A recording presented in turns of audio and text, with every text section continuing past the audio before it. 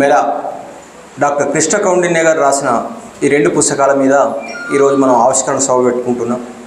ఈ ఆవిష్కరణ సభకు అధ్యక్షత వహించిన మిత్రులు, కవులు, విమర్శకులు పెరుమాళ్ళ ఆనంద్ గారికి, అట్లాగే నెరసును ఆవిష్కరించిన మా గురువు మన స్వయంగా నాకు పాఠాలు చెప్పిండు, జాతీయ అవార్డు గ్రహీత పురుషోత్తమ చార్యులు గారికి, అట్లాగే మెరను ఆవిష్కరించిన మేరెడ్డి యాదగిరెడ్డి గారికి, అట్లనే సభను అలంకరించిన పెద్దలు, నాకు ఆత్మీయ మిత్రుడు, తెలంగాణ జీవద్భాషల కవిత్వంలో ఉపయోగించే మునాస్ వెంకట గారికి, అట్లాగే రఘువీర్ ప్రతాప్ గారు నాకు కొత్తగా ఇప్పుడే పరిచయం, నేను చదువుతా వారి రచనలు, వారికి, శంకరయ్య గారు బాగా క్లోజు, తనకు విశిష్టమైన వ్యక్తి, చాలా నిజాయితీ గల వ్యక్తి. అట్లాంటి మనుషులు మనకి ఎక్కడైనా కలిసినప్పుడు 2 నిమిషాలు మాట్లాడితే మనసు ఫ్రెష్ అయిపోతుంది. అట్లాంటి శంకరన్నకు, ముఖ్యంగా ఈనాటి హీరో, మంచి లెక్చరరు, మంచి కవి, విమర్శకుడు, విశ్లేషకుడు. నాకు ఈ పుస్తకాలు చదివిన తర్వాత అర్థమైంది కృష్ణ కౌండిన్యలో ఈ గారిలో ఇంత దాగి ఉందా అనే విషయం. కాబట్టి వారికి ఈ సందర్భంగా శుభాకాంక్షలు, అభినందనలు తెలియజేస్తున్నా. ముఖ్యంగా నాకు నచ్చింది, చిన్నప్పుడు ఎప్పుడు నేను గ్రౌండ్లో వాళ్ళు ఈ కత్తులు పదులు పెడుతుంటే చూసేది, ఒక కట్టె లాంటిది ఉండేది, దాని మీద ఒక తెల్లటి పొడి పోసి దాన్ని చెత్తబద్ద దాని మీద సానబెట్టేవాళ్ళు. అయితే ఇవాళ నాకు తెలిసింది ఏంటంటే అది పలుగురాళ్ళ పొడి, దాన్నే నెరుసు అంటారండి. ఈ నెరుసు పెట్టడం అంటారు, ఇది ఒక కుల మాండలిక పదం. ఈ పదాన్ని భద్రాద్రి కృష్ణమూర్తి లేకపోతే నిఘంటువులు రాసిన వాళ్ళు, ఎన్నో నిఘంటువులు వచ్చినాయి తెలుగులో, వాళ్ళు చేర్చాల్సిన పదాన్ని తెలుగు భాషకు కృష్ణ కౌండిన్య గారు అందించారు. అట్లాగే మెర పదాన్ని కూడా అందించారు. మెర అంటే గీత పెట్టడం, గెలని గీయటం. నేను అడిగా, మనకు తెలియనిది ఏదైనా అడగచ్చు, మెర అంటే ఏంది అని అడిగితే నాకు రాగానే చెప్పారు, గీత పెట్టడాన్ని, గెల గీత పెట్టడాన్ని మెర అంటారు.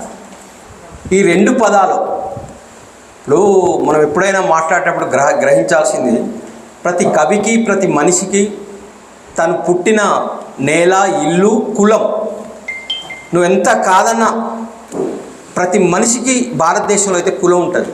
కులం వాడు చచ్చినాడు కూడా పోదు, చచ్చిన తర్వాత కూడా వాడిని కర్మ చేసేనాడు కూడా కులాచారాల ప్రకారమే కర్మ చేస్తాడు, చచ్చినాక కూడా కులం పోదు. కాబట్టి కులం లోపల పట్టుకొని ఉంటుంది. పురుషోత్తమాచార్యులు గారు మాట్లాడుతూ ఒక అద్భుతమైన విషయం చెప్పిండు. ఈ కొత్త పదబంధాలను, ఈ పదాలను మనం స్వీకరించాలి, ఇవి అందించిండు తెలుగు సాహిత్యానికి అని. అంటే ఒక బ్రాహ్మణ దాంట్ల నుంచి వచ్చిన వాళ్ళు కూడా ఇవాళ బహుజన కవిత్వాన్ని లేకపోతే కింది కవిత్వాన్ని యాక్సెప్ట్ చేసి ఒప్పుకోవలసిన విషయం. వాళ్ళకి తెలియదు నెరస అంటే ఏంది, మెర అంటే ఏంది. అట్లాగే వాళ్ళు వాడే పదాలు కూడా మనకు తెలియదు. ఇంకొకటి, గురజాడ అప్పారావు కన్యాశుల్కంలో రాసిన పదాలను, డైలాగ్స్ను మనం సూపర్ హిట్ చేసాం. నేను కూడా చేశాను, క్లాస్ రూమ్లో ఎప్పుడు మాట్లాడుతూ ఉంటాను. అప్పుడప్పుడు అడుగుతుంటారు పిల్లలు, ఏమన్నా చెప్పండి సార్ అంటే, ఏం చెప్పడమో, నాతో మాట్లాడటమే ఒక ఎడ్యుకేషన్ అంట. గిరీశం అదే డైలాగ్, మీరు ఎప్పుడు పాఠాలు చెప్పరు, చుట్టలు తాగుతారు నాతో కలిసి అని వెంకటేశం అడుగుతాడు. చికెన్ తింటేను ఆ రోజు చాలా ఆనందంగా ఉంటుంది. అదే బ్రాహ్మణులకో అగ్రకులాలకో మామిడికాయ పప్పుతో నెయ్యి వేసుకొని మామిడికాయ పచ్చడి, అందులో నాకు కూడా చాలా ఇష్టం. మామిడికాయ పప్పు అంటే మాంసానికంటే ఎక్కువ ఇష్టం నాకు. మామిడికాయ పప్పులో పచ్చడి వేసుకొని తింటే ఎంత ఆనందంగా ఉంటుందో. ఈ 2 పుస్తకాలు చదివితే నాకు అంత ఆనందంగా, అంత ఆత్మతృప్తి కలిగింది. ఎందుకంటే పుస్తకాలలో ఈయన రాసేటప్పుడు ఎక్కడ కూడా కృష్ణ కౌండిన్య గారు ఎవరిని నొప్పియలే, విశ్లేషించిండు. అందులో ఏం కూడా, నా బుక్ మీద కూడా రాసిండు, ఎం వెంకట్ మెద పుస్తకం మీద కూడా రాసిండు. నా బుక్ మీద రాసినప్పుడు చాలామందిని విమర్శించాడు, గురువైన సుంకిరెడ్డిని కూడా విమర్శించాడు, ఎక్కడ వెనకాడలేదు అని రాశాడు. అయితే నేను అప్పుడు నాకు ఎవరు చెప్పలే, ఒక 25-30 ఏళ్ల క్రితం ఇట్లా విమర్శ ఇట్లా రాయాలే ఎవరిని నొప్పించకుండా రాయాలని చెప్పలే, నొప్పిస్తూనైనా సరే విమర్శ ఖచ్చితంగా రాయాలి అనే చెప్పి ఆ దూకుడే వేరుండే. అయితే తర్వాత నాకు ఒక ప్రొఫెసర్ చెప్పిండు, ఇప్పుడు ఆయన పేరు ఎందుకు కానీ, ఆ పద్యం మన లేడీస్ ఉన్నారు 3-4 అయినా అర్థం చేసుకుంటారు. శ్రీనాథుడు ఎవడో ఒక చాటుపద్యం రాసిండు, వాళ్ళ పుస్తకాలను విమర్శిస్తూ ఒక విమర్శకుడు బుక్ రాసిండు, వీడు బొంద వీడు ఏం కవిత్వం రాసిండు, ఈ కవిత్వం లేదు ఇందులో, తప్పులు వెతికిండు అనమాట పుస్తకాలను. ఈ పద్యం నేను డిస్టెన్స్ ఎడ్యుకేషన్ పెద్ద క్లాసులలో కూడా చెప్తుంటా, లేడీస్ ఇటుపక్క ఉంటారు ఉన్నా కూడా ఏం ఫీల్ కాదు చెప్పడమే. ఆ పద్యం ఉన్నదే అట్లా. అందులో ఒక బూతు పదం వాడు, నక్కలు బొక్కలు వెతుకును, కుక్కలు చెప్పులు వెతుకును, అక్కరకు ఊరపంది అగడము వెతుకును, అగడం అంటే బురదమడుగు, అక్కరకు ఊరపంది అగడము వెతుకును, దిక్కడి నా లంచ కొడుకు తప్పులు వెతుకును అని రాసి. పన్నీళ్ళు నా కొడుకు పుస్తకాలలో ఏం తప్పులు ఉన్నాయని ఎతుకుతారు. విమర్శకులను అట్లా కవులు ఊకోరు, కోపం వస్తే యమతిట్టుడు తిడుతారు.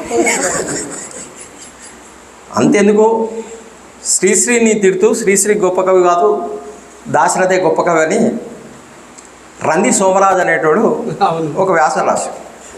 దానికి శ్రీశ్రీ సమాధానంగా ఒక పద్యం రాశాడు. సంధి రోమరాజు గాడి సరుకు నీకు నచ్చిందా, పంది బురదనే కానీ పన్నీటిని మెచ్చిందా. వాడు రంది సోమరాజు అయితే వాడిని సంధి రోమరాజు చేసి దారుణంగా తిట్టిండు అనమాట. పిఏపి అంటే ప్రసాద్ ఆర్ట్ ప్రొడక్షన్స్. పిఏపిలో నా సగం పాట కతికేవు, ఇంకెందుకు నీతులు నా ఎంగిలిదిని బతికేవు, నీ మొహానికి విలువట్లా నువ్వు మా మార్క్స్ అపాన వాయువు అని తిట్టి. విమర్శకులను విమర్శిస్తే కవులు రచయితలు చాలా దారుణంగా తిట్టడమే కాక, పెళ్ళాంతో గొడవ పెట్టుకున్న రోజు, చుట్టాలతో గొడవ పెట్టుకున్న రోజు, బజార్ ఎవడన్నా పట్టుకొని మనల్ని 20 మంది కలిసి కొట్టిన రోజు కూడా వాడు అంత బాధపడడు. కానీ విమర్శకుడు తిట్టిన రోజు మాత్రం వాడు 1-2 నెలల దాకా నిద్రపోడు. అసలు మనసులో ఉండదు. ఈ నా కొడుకు ఏంది నన్ను తిట్టడం, నా బుక్ నేను తీసుకున్నా, నేను రాసేది నేను రాసుకున్నా, వానికి అర్థమైతే చదువుకోవాలి, లేదు వీడియో కూడా వాడు నన్ను తిట్టడానికి. కానీ విమర్శ ఇంత కఠినమైనది. అబ్బా ఇప్పటికే ఉడుకుతుందంటే ఇది చాలా దారుణమైనది. విమర్శ అందరికీ ఇది దూరం కావాల్సి వస్తుంది.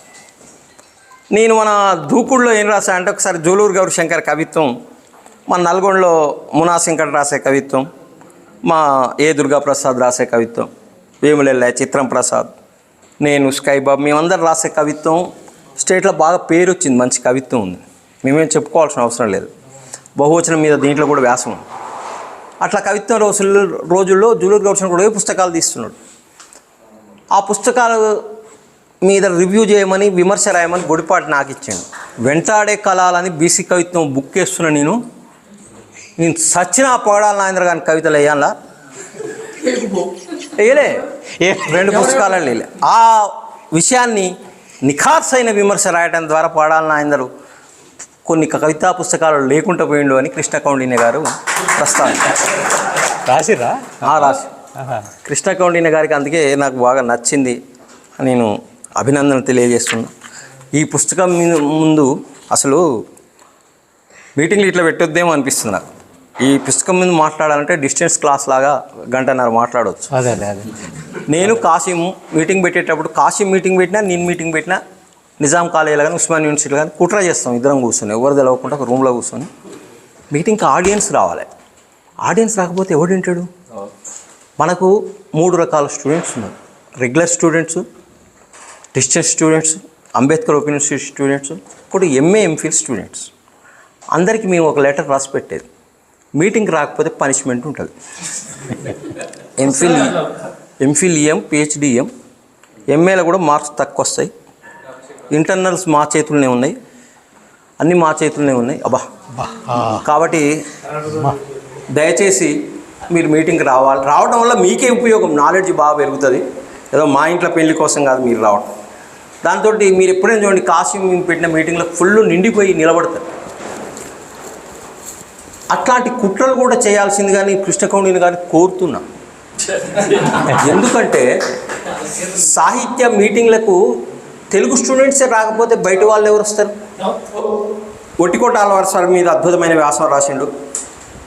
నిజాం నిరంకుశత్వానికి నిలువెత్తు దర్పణం వీర తెలంగాణ మీద, ఆచార్య ఆత్రేయ పాటల మీదనైతే చాలా ప్రేమతోటి వ్యాసాలు రాసి, ఆచార్య ఆత్రేయని మనం లైఫ్లో కోట్ చేసుకుంటాం.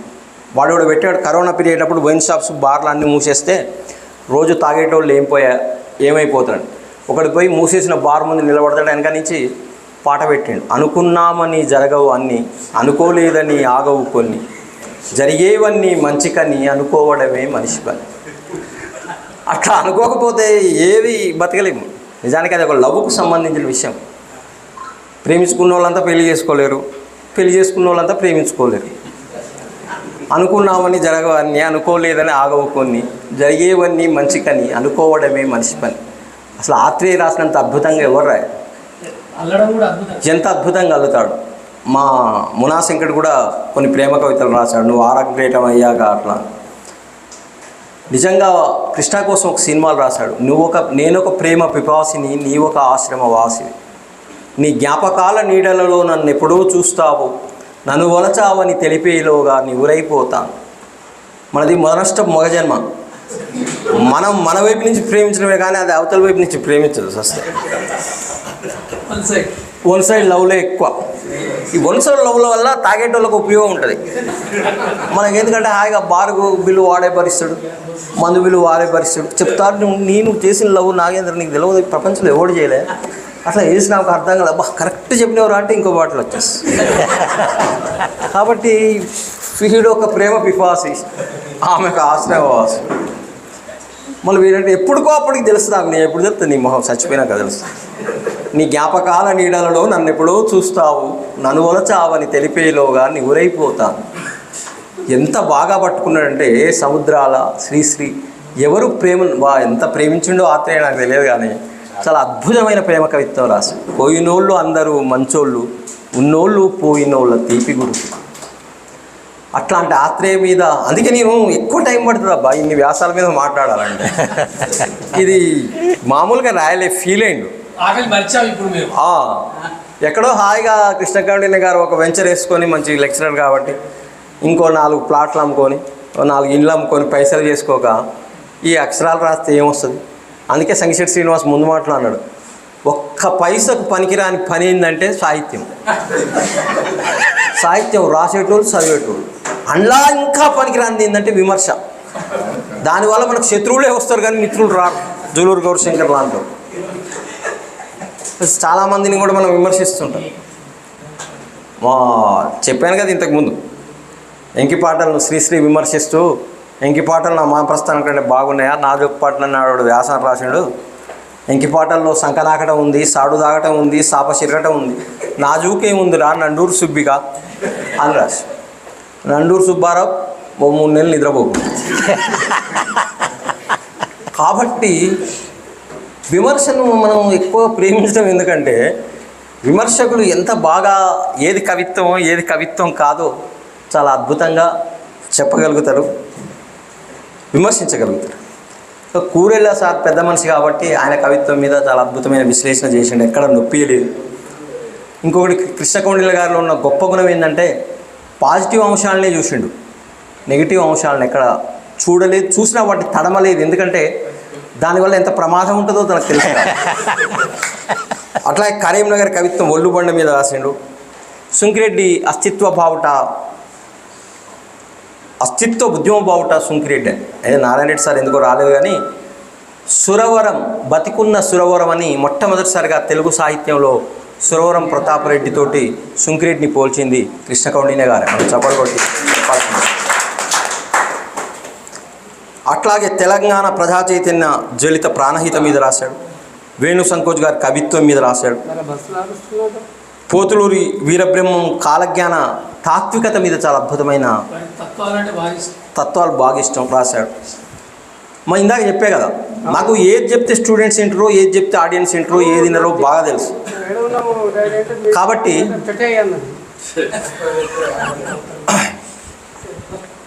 మా ఏదో లవ్ చేసినోడు చెప్తూ ఉంటాడు లవర్ గురించి, వాళ్ళ లవర్ ఎట్లుంటే మనకెందుకు, కానీ చాలా సూపర్ ఉంటుంది, అట్లా గుణం ఎంత అద్భుతం అంటే చెప్తుంటాడు. ఇవన్నీ సచ్చినాడు ఏది ఉండవు. నింగిలో తారా ఉండదు, నీటిలో చాపా ఉండదు, చచ్చిన నాడు కాలుతున్న కట్టేరా నీ చెల్లి. ఎంత బాగా చెప్పాడు. కాలుతున్న కట్టేరా చచ్చిన నాడు నీ చెల్లి, నింగిలో తారా ఉండదు నీటిలో చేపా ఉండదు. ఇది కవిత్వం అండి. చాలా అద్భుతంగా పట్టుకోవడం. మనం చేపల నుంచే జీవం ఉద్భవించింది, సముద్రంలోంచి ఉద్భవించింది. ఫస్ట్ భూచరాలు లేవు. అంత బాగా చెప్పడం. నింగిలో తారా ఉండదు నీటిలో చేప ఉండదు, ఎందుకురా అంతగానం ప్రేమిస్తావు అని. అట్లాగే ఇందులో నందిని సిద్ధారెడ్డి కవిత్వం మీద మేరెడ్డి యాదగిరి రెడ్డి గారు కథలు ఎంత బాగుంటాయో అవన్నీ చెప్పిండు. నాకు బాగా నచ్చింది శీలం భద్రయ్య గారి కథలు నేను చదవలే. ఇందులో ఉన్న వ్యాసం ద్వారా ఆయన కథల్లో ఎంత గొప్ప తాత్వికత ఉంది, ఎంత కింది జీవితాన్ని చిత్రీకరించిండు. ముఖ్యంగా కథా పుస్తకానికి లొట్టపీసు కథలు అని పేరు పెట్టాడు. ఈ లొట్టపీసు కథలు ఏంది అని చాలామంది నన్ను నవ్విరు. వింటున్నా వీరభద్రయ్య గారు, శీలంభద్రయ్య గారు. దీనికి ప్రేరణ కూడా ఒకరు ఉన్నారు అది పెట్టడానికి. ఆయన వెనక అవి లొట్టపీస్ పూలు అని పెడితే నాకు ఆస్ట్రేలియా పోయి ఈ లొట్టపీస్ పూలు ఏందని ఆ పుస్తకం నాకు పంపింది. గమ్మత్తుగా ఉంది. మనం అసలు ఏమన్నా తిడతాం, తిట్టేటప్పుడు లొట్టపీస్ అంటాం. ఒక ఆయన నన్ను అడిగిన, ఆయన ఎవరు ఆ పైన కూర్చున్న ఆయన నన్ను మీటింగ్లో అడిగితే శీలం భద్రయ్య అని కథలు రాస్తాడన్న. ఏం కథలు రాస్తాడు అన్నాడు. లొట్టపీస్ కథలు రాస్తాడు అన్న. అంటే ఎందుకన్నా తిడతావు, నీకు ఇష్టం లేకపోతే ఇష్టం లే. అయ్యా నాకు రాసిందే లొట్టపీస్ కథలు అయ్యా బాబు, నేను తిడదామని అన్నాడు. నెక్స్ట్ మాసుపత్రి అనే పుస్తకం కూడా వస్తుందేమో అన్నా. ఎందుకంటే లొట్టపీస్ మాసుపత్రి అని తిడతారు. ఇలాంటి కథలకు ఇలాంటి పేరు పెట్టే ధైర్యం నల్లగొండకి తప్ప కన్నా ఉంటుందా? నల్లగొండ కథా రచయితలకు ఉన్నంత ధైర్యం ఇంకెవరికి ఉండదు. అట్లాంటి అద్భుతమైన కథలు రాసిండు. అట్లాగే వేములెల్లయ్య వికలాంగుల రాసిన కథల మీద, వికలాంగుల మీద రాసిన కథల మీద ఒక బుక్ వేసిండు. అయితే మంచి నాలెడ్జ్ పర్సన్, అన్నీ తెలుసు, కానీ ఆ బుక్ తీసుకొచ్చిండు నా దగ్గర, నాకు ఇచ్చిండు. ఆ కథలకు పెట్టిన పేరు ఏంటంటే, ఇది నెగిటివ్గా తీసుకోదు, అవిటి కథలు అని పెట్టిండు. అరే అవిటి కథలు ఏందా ఆ పేరు? అవిటోళ్ళు రాసిన కథలని పెట్టాలి, ఇంకేదైనా పెట్టాలి. విమర్శకుడు ఏమంటాడంటే కథలలోనే అవిటి ఉందేమో, ఈ అవిటి కథలు అని అంటున్నాడు అని అనుకుంటాడు. అర్థమైంది కదా, కథలు సరిగా లేవు, అవిటి గుణం ఉంది కథలల్లా అని అనుకునే ప్రమాదం ఉంటుంది అని చెప్పి. ఇంకొకటి అమ్మాయిలు కూడా వినదగ్గది ఏంటంటే, మన చుట్టూ ఉన్న జీవితాలు మనం ప్రభావితం చేస్తాం. ఆ మాటల ప్రభావం మన జీవితాల మీద ఉంటుంది. దేవులపల్లి కృష్ణమూర్తి బయటి గుడిసెలు అనే ఒక నవల రాశారు. ఆ బయటి గుడిసెల నవల మీద కృష్ణకోణేంద్ర గారు అద్భుతమైన రివ్యూ రాశారు సార్. అన్ని రివ్యూల కంటే నాకు ఈ రివ్యూ బాగా నచ్చింది. అందులో ఇంకా నాకు బాగా నచ్చింది ఏంటంటే, మనం జీవించే జీవితమే గొప్పది, ఇంకెవరి జీవితం గొప్పది కాదు అని అనుకుంటాం. నాకు తెలిసిన మిత్రుడు, నా మిత్రుడు మునాస్ వెంకట్ అట్లా అనుకోడు. కింది వాళ్ళ జీవితాల గురించి నాకు ఎన్ని విషయాలు చెప్తాడు. కింది వాళ్ళు ఆ బయటి గుడిసెలలో జీవించేవాళ్ళు ఎవరు? ఈ జంగాలోళ్ళు, పందుల పెంచేటోళ్ళు, మందులోళ్ళు, పిచ్చకుంట్లోళ్ళు, ఈ బీసీ కులాల కింద చేర్చిరు వీళ్ళను. నిజానికి అసలు ఎస్సీ ఇవ్వాల్సి ఉండే, కానీ వాళ్ళకి అంటరానితనం లేదని చేర్చిరు. సంచార తెగలు. వాళ్ళ మెయిన్ పని ఏంటంటే తాగడమే, నీసు తినటం, విపరీతంగా తాగటం. ఏది చావైనా తాగుతారు, పెళ్ళైనా మంచైనా తాగుతారు, చెడైనా తాగుతారు. నాకు అనిపించింది అసలు వీళ్ళు పొందినంత ఆనందం అంబానీ ఎవడు పొందనట్టున్నది. తాగినాక తిన్నాక పచ్చి బూతులు తిట్టుకుంటారు, పచ్చి బూతులు మాట్లాడుకుంటారు. అది బూతులని వాటికి ఎవడు పేరు పెట్టిండు? బ్రాహ్మణుడు పెట్టిండు. అది వాళ్ళ భాష, స్వచ్ఛమైన భాష. ఫస్ట్ మొదటి భాష అదే. పచ్చి బూతులు మాట్లాడుకుంటారు, తిడతారు, కొడతారు, మళ్ళీ కలిసి ఉంటారు. ఈ బయటి గుడిసెల జీవితాన్ని వీళ్ళు బయట ఉండే వాళ్ళను సామాజిక గౌరవం ఉండదు వీళ్ళకు. అయితే వాడేమంటాడు, ఎవడికి కావాలి సామాజిక గౌరవం? నీ సామాజిక గౌరవం నాకు ఎందుకే? నాది నేను అనుభవిస్తా, నాది నేను భరిస్తా. నాకు ఏడుపు వస్తే నేను ఏడుస్తా, నాకు సంతోషం కలిగితే నేను ఎగురుతా, నాకు ఏది తినాలనిపిస్తే అది తింటా, అది బతుకుతా. ఒకరోజు పుడతాం, ఒకరోజు వస్తాం, గంతే మనిషి జీవితం అని స్వచ్ఛంగా నమ్మగలుగుతారు. అందుకే వాళ్ళకి కుట్రలు, కుళ్ళులు, కుతంత్రాలు ఉండవు. ఈ బయట గుడిసెల మీద అద్భుతమైన నవల మీద ఇది రాసిండు. కాబట్టి మీరందరూ కూడా గమనించండి. ఈ స్త్రీలలోనైనా పురుషుల్లోనైనా కులాన్ని బట్టి వాళ్ళు వచ్చిన జీవితాన్ని బట్టి వాళ్ళని అంచనా వేయడం అనేది బాగుంది. ఊళ్ళలో కూడా నేను చూస్తుంటా. విమర్శకుడు ఎందుకు విమర్శించకుండా ఉండాలి అని నేను అంటున్నా. ఆ దిక్కన్న లంజగొడుకు తప్పులు వెతుకున్నాను వాడు కూడా అనడానికి తప్పులు ఎత్తుకొద్దా? వెతకలేదా వేమన కవే పద్యాలల్లా పిండమ్ములు చేసి పితరుల దళ పోసి కాకులకు పెట్టు గాడిదలారా పెంట దినడు కాకి పితరుడెట్లాయరా. ఎంత సామాజికంగా ప్రశ్నించింది. విమర్శ కాదా? పెళ్ళిళ్ళు చేస్తారు ఆడపిల్లలకైతే. మా స్టూడెంట్స్ పెళ్ళికి రాకపోతే మీరు పెళ్ళికి రాకపోతే నేను పెళ్లి చేసుకోను సార్ అంటే పెళ్లి పిల్లగాడు వస్తే సరిపోతాడమ్మా, నేను రావాల్సిన అవసరం లేదు. కూడా ఈ ముహూర్తాలు పెట్టి బాగా మా అక్కలు కూడా చంపుతుంటాను. పలానా ముహూర్తం, పలానా రోజు పోవాలి, పలానా రోజు కొత్త బట్టలు వేసుకోవాలి. పెళ్లి చేసిరు, యాక్సిడెంట్లో పోరగాడు చచ్చిపోయి. విప్రులెల్లా చేరి వెర్రి కూతలు గూచి సతిపతుల గూర్చిరి సమ్మతమున మునుముహూర్తం ఉంచ ముందెట్లు మోసారా విశ్వదాభిరామ వినురవే. మునుముహూర్తానికే పెళ్లి చేస్తే ముందెట్లా మోసింది అని విమర్శించింది. విమర్శ లేకుండా అసలు ఎక్కడ ఏది ఉంటుంది? ఎక్కడనైనా సరే మీరు చూడండి, సమాజంలో ఖచ్చితంగా విమర్శ ఉంటుంది. అందుకే నాకు మునాశంకట సాన్నిధ్యం ఎందుకు నచ్చుతా అంటే, మేమిద్దరం కూర్చుంటే ఎన్ని సామెతలు వస్తాయో, ఎన్ని చెప్తారు. ఇప్పుడు ఎందులో కవిత్వం లేదు. మంది మాట నమ్మి మారుమనుకు పోతే మళ్ళీ వచ్చేసరికి ఇల్లంతా ఆగమాయని ఓ సామెత ఉంది. అది ఇప్పటి లేడీస్కి తెలియదు మారుమనువులు అంటే ఏందని. మంది మాట నమ్మి మారుమనువుకి ఇంకొక పెళ్ళికి పోతే మళ్ళీ వచ్చేసరికి మొదటి ఇల్లు ఆగమైందట. ఇట్లాంటి పదబంధాలు ఇవన్నీ ఉంటాయి. ఎం వెంకట వాళ్ళందరి ఆత్మలను నాలో ఆవహించి నా చేత కవిత్వం రాస్తుంది అన్నాడు. కానీ ఈ మెదలో ఏముంది అనేది సరికొత్త కవిత్వానికి చిరునామా అన్న పేరుతోటి కృష్ణకౌండిన్య అద్భుతంగా ఆ కవిత్వంలో ఉన్న గుండెను పట్టుకున్నాడు, ఆ కవిత్వంలో ఉన్న ప్రేమను పట్టుకున్నాడు. ఆ కవిత్వం చలి మంత్రగత్తే. ఏమి ఈగం, అదే ఆ పదం కూడా మనకు అనరాదు. ఏమి ఈగం ఉంది అంటారు. అవును, చలి అవును, ఈగం పెడుతుందని కూడా అంటారు. నేను హెడ్ మాస్టర్ కొడుకును, నాకు ఈగాలు తెలియదు. తర్వాత తెలిసింది ఈగం అంటే వేరు, సిగం అంటే వేరే ఉంది. తర్వాత తెలుసు. ఈగం మంత్రగత్తే, అది బాయిలో దూకుతుంది. నువ్వు రాయగలవా? ఈగం కాళ్ళు చేతులను ఆట ఆడిస్తుంది. ఆ పోయం ఎంత అద్భుతం అంటే, తెలుగు సాహిత్యంలో ఏ శివారెడ్డి, ఏ తిలకు, ఏ శ్రీశ్రీ కూడా ఆ పోయం రాయలేడు. ఎం వెంకటే ఆ పోయం రాయగలరు. ఎందుకంటే ఈగం మంత్రగత్తే అని అనాలంటే నీ ఊహ ఎటువైపు పోవాలి? పెరుమాళ్ళ ఆనంద్ గారు మాట్లాడుతున్నారు, ఇట్లాంటి కవిత్వం మనం ఎందుకు రాయలేకపోయినాం అంటే, ఎం వెంకట్లో ఉన్న గొప్పతనం ఏంటంటే కవిత్వం మీద కూర్చున్నప్పుడు ఒక ఋషి అయిపోతాడు. అది చాలా అద్భుతమైన పదచిత్రాలు వేస్తాడు. సూత్రత ఉంటుంది కవిత్వంలో. కవిత ఎట్లా బిగిన్ అవ్వాలి, ఎట్లా ఎండ్ అవ్వాలి అనేది బాగా తెలుసు. నిజానికి నన్ను బి నరసింహారావు సార్ ఎప్పుడూ హెచ్చరించిండు, సినిమాలు తీయవయ్యా బాబు. నిజంగా సినిమాలు తీస్తే చాలా బాగుండు. 30 ఏట సినిమాల్లో కూడా ఫస్ట్ నుంచి చివరి వరకు ఏకసూత్రత ఉంటే సినిమా హిట్ అయింది. ప్రతిఘటన కానీ లేకపోతే ఏదైనా సరే. కవిత్వ పుస్తకంలో కూడా బిగినింగ్ నుంచి ఎండింగ్ ఏముండాలి అనేది వెంకటకు బాగా తెలుసు. దాన్ని కృష్ణకౌండిన్య గారు ఎట్లా పట్టుకున్నారంటే, ప్రతి పుస్తకానికి రివ్యూ రాస్తూ అందులో పదచిత్రాలు ఏంది, పద ప్రయోగం ఏంది, తర్వాత ఏమేమి అలంకారాలు వాడిరు, అవి ఏ పుటలో ఉన్నాయి అనేది స్పష్టంగా ఇచ్చాడు. అకాడమిక్గా చాలా గొప్ప విమర్శకుడు. చాలా ఎక్కువ టైం అట్టుంది, ముగిస్తున్నా. అట్లాగే జూలూరి గౌరశంకర్ పదబంధం మీద, లొట్టపీసు కథల మీద, బహువచనం మీద, బీసీ అస్తిత్వం మీద చాలా గొప్ప వ్యాసం రాసిండు. ఏనుగు నరసింహారెడ్డి రుబాయిల మీద రాసిండు. ఇవన్నీ కూడా స్టూడెంట్సు, అకాడమిక్ వాళ్ళు, ఎంఫిల్కు, పిహెచ్డికి చాలా బాగా ఉపయోగపడే పుస్తకం ఈ నెరసు చాలా మంచి పేరు. నేను తుమ్మేటి రఘోత్తమరెడ్డి కథలకు టైటిల్ పెట్టడం చాలా గొప్ప విషయం. అసలు విప్లవోద్యమ కథకు ఇరుసు తుమ్మేటి రఘోత్తమరెడ్డి కథలు అని పెట్టిన. అట్లాగే అమ్మ పుస్తకం మీద రాస్తూ వైయక్తిక కేంద్ర బిందువు అమ్మ అని రాస్తాడు. అమ్మ ఒక్కొక్కరికి ఒక్కొక్క రకంగా ఉంటుంది. ఒక్కొక్కరి జీవితం, ఒక్కొక్కరి కవిత్వం ఒక రకంగా ఉంటుంది.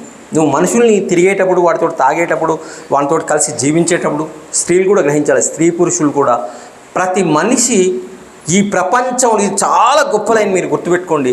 ఈ ప్రపంచంలో ఇన్ని దేశాలు, ఇన్ని భాషలు, ఇన్ని రకాల మనుషులున్నా ఏ మనిషి ఇంకొక మనిషికి జిరాక్స్ కాపీ కాదు. ప్రతి మనిషిది విశిష్టమైన వైయక్తికమైన వ్యక్తిత్వం. బలహీనతలతో సహా వాళ్ళను ప్రేమించగలగాలి. అట్లయితేనే ప్రేమలు నిలబడతాయి, కుటుంబాలు నిలబడతాయి, కాపురాలు నిలబడతాయి. పిల్లలను మనం బలహీనతలతో సహా ప్రేమించమా? అట్లా విమర్శకుడు ఇది చెప్పడం ఎందుకంటే కవిత్వాన్ని, పుస్తకాలను, కథలను బలహీనతలతో సహా ప్రేమించాలి. ఆ పని చేసిన విమర్శకుడు, సమీక్షకుడు, విశ్లేషకుడు కృష్ణ కౌండిన్య గారు. నాకు ఇంకెంతో మాట్లాడాలని ఉంది కానీ మాట్లాడటం సభ్యత కాదు. ఇప్పటికి చాలా టైం అయింది. నెరసొకటి నేను చదివిన మెర కూడా చదివి 2 పుస్తకాల మీద కలిసి మళ్ళీ ఒక విమర్శన వ్యాసాన్ని రాస్తా. అట్లాగే సాగర్ల సత్తయ్య గారు తీసే బర్కతి పుస్తకాన్ని కూడా మళ్ళీ ఇప్పుడు చదవాల్సిన అవసరం ఉంది. దాని మీద కూడా ప్రిపేర్ అయ్యి మాట్లాడతా. ముఖ్యంగా బాగా మిమ్మల్ని అందరినీ కోరేది మీటింగ్లకు రండి. సృజన సాహితీ ఇవాళ ఒక్కటే మిగిలింది. నల్గొండ నిలబెడుతుంది సాహిత్యం ద్వారా. ఈ మీటింగ్ను సృజన సాహితీ మళ్ళీ మనందరినీ కలిసేటందుకు చేసిన, నిజంగా బయట తిరిగే వాళ్ళంతా ఇప్పుడు చాలా బిజీగా ఉంటారు. వాళ్ళంతా మనల్ని ఏమనుకుంటారు, ఎన్జీ కాలేజీలో ఒక మూల మీటింగ్ అవుతుంది, వాళ్ళు వాళ్ళదో పిచ్చబ్బా, ఒక్కొక్కరికి పిచ్చి ఉంటుంది. నాటకాలు వేసేటోనికి నాటకాల పిచ్చి. ఒక సార్ ఉండే మా ఇంటి దగ్గర, ఆయన చనిపోయింది కాబట్టి నేను బతికిపోయినా, కానీ తెల్లారు లేస్తే నన్ను కనబడితే అసలు కళాకారుడు అంటే ఎవడు సార్ అని మొదలుపెట్టింది. నేనేం కవి అంటే ఎవడు అనుకుంటున్నావు అని నేను మొదలుపెట్టింది. దీనికి ఎదురు కొట్టాలిగా. అసూతి వీరభద్రరావు సినిమాలో లాగా అహనా పెళ్ళంటే నాకు కలిస్తే నూతన ప్రసాద్ నా ఆటోబయోగ్రఫీ తెలుసా, నేను ఎవడో తెలుసా అని అడుగుతాడు. ఇక తెలియదని వాడంటే చచ్చినట్టే లేక ఇక చెప్పి చంపుతాడు. ఈ కవులకు, కళాకారులకు ఈ లక్షణం ఉంటుంది. అయినా సరే మనందరి పిచ్చోళ్ళు అనుకున్నా సరే, ఆ బయట తిరిగేటోళ్ళంతా ఆ మీటింగ్లో అంతసేపు ఎట్లా కూర్చుంటారో వాళ్ళు మనం 5 నిమిషాలు కూడా కూర్చోలేము అనుకున్నా సరే దీన్ని నిలబెట్టాలి. సృజన సాహితీ ఇట్లాంటి పుస్తకాలు రావాలి, సాహిత్యం రావాలి, కవిత్వం రావాలి, అవార్డ్స్ పొందాలి. నిజానికి చివరికి ఒక మాట చెప్పి ముగిస్తా. పురుషోత్తమాచార్య సార్ నల్గొండలో పెరిగి నల్గొండలో ఆయనకు జాతీయ అవార్డు వచ్చింది కాబట్టి పెద్దగా మనం తెలంగాణలో పట్టించుకోలేదు. గురజాడ అప్పారావు ఒక మాట అనిపిస్తాడు గిరీశం తోటి, మన వాళ్ళు ఒట్టి వెదవాళ్ళు రాయి, ఎవడు గొప్పోడు కాదో తెలియదు, తెల్లోళ్ళకి తెలిసినంతగా. అదే ఆంధ్ర ప్రాంతంలో అవార్డు వస్తే ఆ ఊరంతా ఏకమై సన్మానం చేశారు, ఆయన గౌరవించేది. మనం చేయలే చెప్తున్నాను. ఆ సార్ ఉంటే ఆనందపడేటోడు, సార్ ముందు చెప్దాం అనుకున్నా. కానీ మన వాళ్ళు ఒట్టి వెదవాయిలు రోయ్ అన్న మాటను మనం ఇంకా నిజం చేసుకుంటున్నాం. స్టేట్ వచ్చి 10 ఏళ్ళైనా ఇప్పుడు కొత్త గవర్నమెంట్ వచ్చినా నాకైతే కొన్ని అభిప్రాయాలు ఉన్నాయి, నేను కుండబద్దలు కొట్టినట్టు చెప్తాను. ఆత్మక బాధ్యత సృజన సాహిత్య వేదిక లాంటివి వాటి మీద ఉంటుంది, విమర్శకుల మీద ఉంటుంది, కవుల మీద ఉంటుంది. ఆ మహత్తరమైన పనులు చేయడానికంతా మీరందరూ మీటింగ్లకు రావాలని కోరుకుంటూ, నేను ఎక్కువ మాట్లాడితే దయచేసి స్టేజీ పైన ఉన్నవాళ్ళు, కింద ఉన్నవాళ్ళు క్షమించాలని కోరుకుంటూ, మీరు క్షమించకపోయినా నేను ఇట్నే మాట్లాడతాను తెలియజేస్తూ, ఈ సబ్జెక్టు వల్ల, మీ హాస్యం వల్ల మాకు ఆకలి అంత పెద్దగా కాలేదు.